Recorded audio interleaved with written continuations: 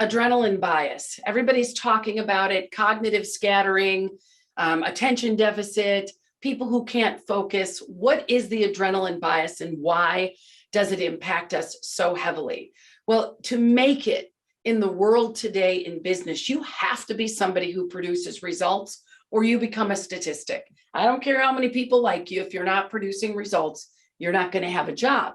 So we've all been conditioned to have a bias for action. The problem is we have a bias for action sometimes when action's the last thing that needs to happen. Sometimes we need to think slowly. We need to move slowly. We need to look at what's going on and not have that adrenaline bias tell us we must fix it now, because most of the time when problems get fixed, when we don't think them through, we are fixing the wrong problem. So how does the adrenaline bias impact us negatively?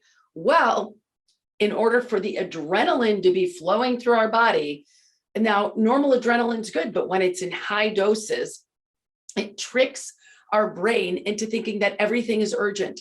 Everything needs to happen now. Everything has to happen immediately. So we go into overwhelm. When we go into overwhelm, our adrenaline, our cortisol, and our norepinephrine are running through us in high doses, attacking those parts of our body that we don't want to be attacked.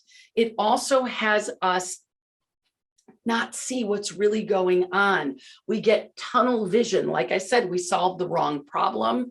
We've got stress hormones running through our body. We start to take one problem and start to make statements like, this is happening everywhere.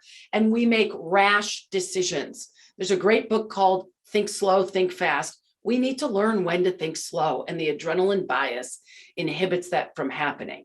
So relating to your life, how do you handle the adrenaline bias? Well, first of all, take a look at what your goals are. What is it that you want to create at work? What is it that you want to create in life?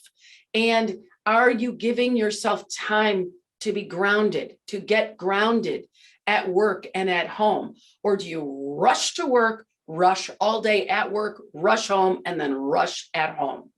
There's got to be a time where you can rub your feet on the floor. You can ground into your body and you can ask yourself, what is it that I want to create? What problem is it that I'm trying to solve?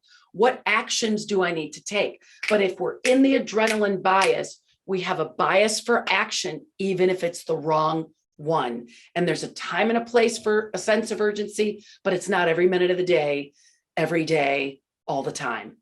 Good luck and best of success in slowing down.